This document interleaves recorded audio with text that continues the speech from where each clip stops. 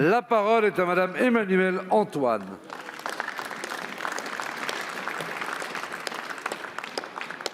Merci, Monsieur le Président. Ma question s'adresse à Monsieur le Premier ministre, à qui je souhaite également un prompt rétablissement. Être femme en France en 2021, c'est rester exposée à des violences inacceptables. Les chiffres du service statistique du ministère de l'Intérieur sont tombés hier. Les violences conjugales ont augmenté de 10% en 2020. Comment imaginer qu'il puisse encore y avoir 139 200 femmes victimes de violences de la part de leur conjoint? Comment accepter que 102 d'entre elles en soient mortes? Et ce nombre macabre devrait encore augmenter. Comment accepter que depuis le 1er janvier, les féminicides ont déjà fait 117 orphelins, dont 31 ont d'ailleurs été témoins de l'assassinat de leur mère? À 2 jours de la Journée internationale de lutte contre les violences faites aux femmes, ces chiffres nous rappellent l'ampleur d'un phénomène dramatique. Ils nous interrogent particulièrement quant au succès de la grande cause du quinquennat d'Emmanuel Macron en faveur des femmes.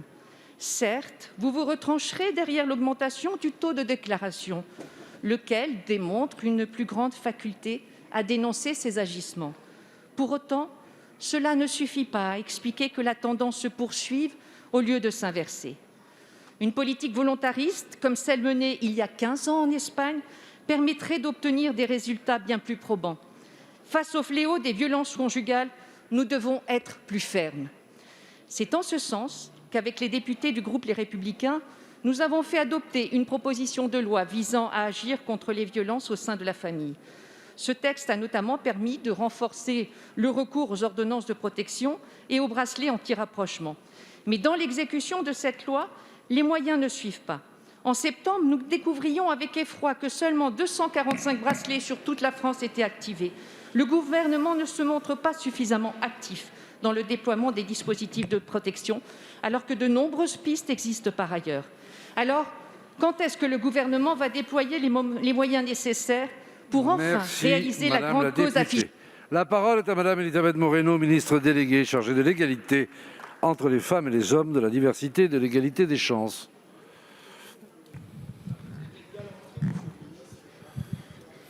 Merci, Monsieur le Président, Mesdames et Messieurs les députés. Madame la députée Emmanuelle Antonin, permettez-moi tout d'abord de corriger un élément.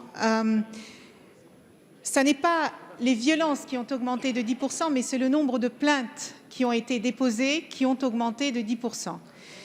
C'est, je crois, lié à plusieurs éléments et je pense que l'un des éléments, c'est justement le fait que la grande cause du quinquennat, combinée à beaucoup de mobilisation des associations, ont permis de libérer largement la parole et qu'elles ont permis aux femmes aujourd'hui qui sont victimes de violences et à toutes les victimes de pouvoir s'exprimer parce qu'elles se sentent accompagnées, parce qu'elles se sentent entendues et qu'elles ont bien réalisé qu'il y a de nombreuses actions concrètes et factuelles qui ont été mises en place et qui prouvent que cette grande cause du quinquennat est portée à bout le bras. Je vous donne des exemples.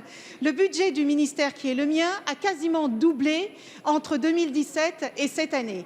Il a augmenté de 40% l'année dernière et il augmentera encore de 25% l'année qui vient. Vous avez évoqué les bracelets anti-rapprochement, c'est ce gouvernement qui l'a mis en place. Vous avez parlé des téléphones grave danger, c'est encore ce gouvernement qui l'a mis en place. Avec les parlementaires et à cette Assemblée, 4 lois ont été votées en 4 ans pour permettre aux victimes d'être entendues, d'être crues et d'être accompagnées, les victimes et leurs enfants. Nous avons ouvert 30 centres de prise en charge des auteurs, 27 sont ouverts aujourd'hui, 3 sont en cours d'ouverture pour lutter contre la récidive.